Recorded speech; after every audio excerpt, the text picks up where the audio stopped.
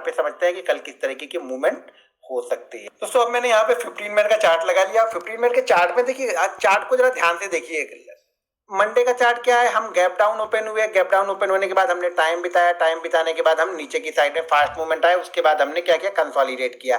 कल के सेशन में क्या हुआ, हम गैप अप ओपन हुए, गैप अप ओपन होने के बाद में हमने टाइम बिताया आधे घंटे, उसके बाद हम गिरे तो फटाक से हमें एक मूवमेंट मिला, उसके बाद हम एक रेंज बनाया, उस रेंज को हमने ब्रेक किया तो एक छोटा सा मूवमेंट फिर से मिला।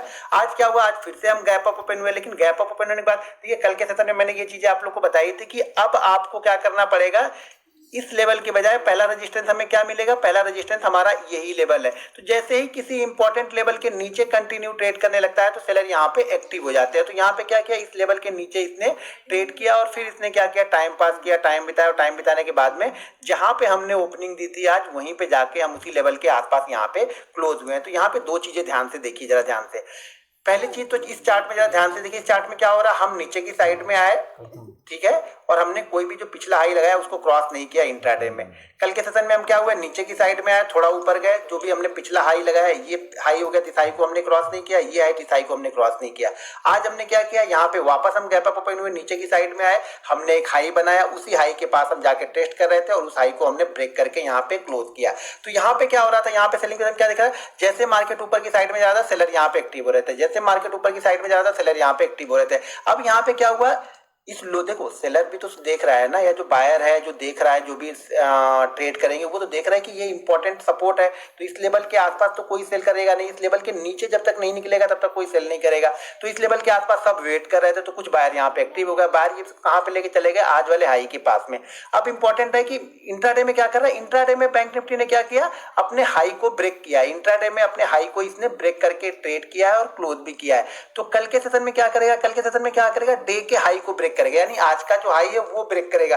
जब ये हाई ब्रेक करके निकलेगा तो कहां तक जा सकता है, ये मूव और इस मूव पे आप नजर बना के रखिएगा। मैं हटाता हूं ये और ये हमारे लिए इंपॉर्टेंट होगा। जैसे इस लेवल के ऊपर कल निकलेगा, जितने भी लोग कल वाले जो आज वाले जो शॉर्ट होंगे, कल जिन्होंने शॉर्ट किया होगा वो लोग क्या करेंगे, अपने शॉर्ट को कवर करेंगे। जैसे शॉर्ट को कवर करेंगे तो फिर यहाँ से निकल के फर्स्ट मूवमेंट यहाँ कहाँ तक जा सकता है, पहला रेजिस्टेंस आपको कहाँ पे देखने को मिलेगा, पहला रेजिस्टेंस आपको देखने को मिलेगा 50,444 लेवल के आसपास, ये रेजिस्टेंस लेवल है।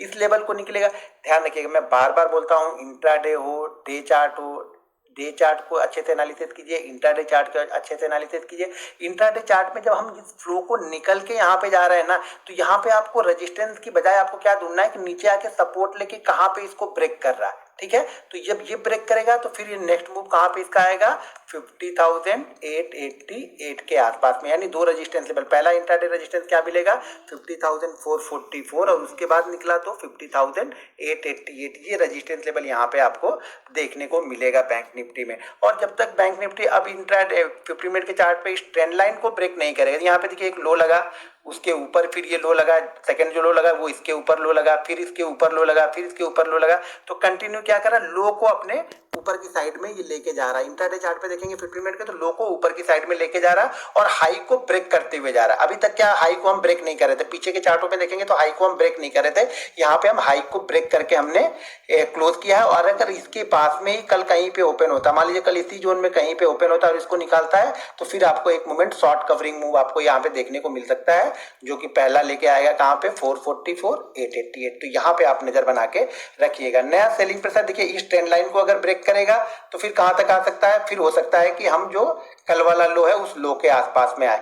लेकिन अगर इस जोन में कंसोलिडेट, देखिए जब तक इस जोन में कंसोलिडेट करके ब्रेक डाउन नहीं करेगा ना, तब तक आप चार्ट को नहीं पकड़ पाओगे। यहाँ पे इसी फ्लो में आके इसको ब्रेक कर रहा है, यहाँ पे जाओगे आप ट्रैप हो जाओगे, ये ध्यान रखिएगा। कभी भी इसी फ्लो में यहाँ पे जा रहा और यहाँ पे जाके इसको क्रॉस करा तो यहाँ पे आप ट्रैप हो जाओगे। यहाँ पे क्या करें, हमेशा यहाँ पे टाइम बिताना चाहिए, इस लेवल के आसपास आके टाइम बिताओ, टाइम बिताने के बाद ब्रेकआउट करेगा ना, तभी आप ट्रेड को पकड़ पाओगे। वरना फ्लो में निकल रहा है तो ट्रेड को छोड़ दो, फिर पकड़ने की कोशिश मत करो। हो सके यहाँ से 300-400 पॉइंट का मूवमेंट कर चुका है तो कुछ लोग प्रॉफिट बुकिंग करेंगे, तो 100-150 पॉइंट नीचे आएगा तो फिर क्या होगा, वहां पे आप घबरा जाओगे। तो इसीलिए हमेशा कंसोलिडेट करें। जैसे यहाँ पे कंसोलिडेट, कल अगर इसी जोन में खुल के 5-10 मिनट रहने के बाद में खुलता है तो ये बहुत अच्छा चार्ट मिलेगा। लेकिन मान लो अगर कल गैप अप ही ओपन हो जाए, क्योंकि यहाँ भी गैप अप ओपन हुए, हम यहाँ पे भी गैप अप ओपन हुए, कल अगर गैप अप ही कहीं इस जोन के आसपास में अगर हो जाए तो यहाँ पे टाइम बिताने दीजिएगा। इस जोन में टाइम बिताने के बाद, जैसे यहाँ पे टाइम बिताने के बाद नीचे आया, टाइम बिताने के बाद नीचे आया, यहाँ पे देखेंगे तो टाइम बिताने के बाद फिर ये ऊपर गया, तो टाइम बिताने दिए, टाइम बिताने के बाद निकलेगा तो अपना एक छोटा सा स्टॉप लॉस लगा के यहाँ पे जो भी देखना है आप देख सकते हैं।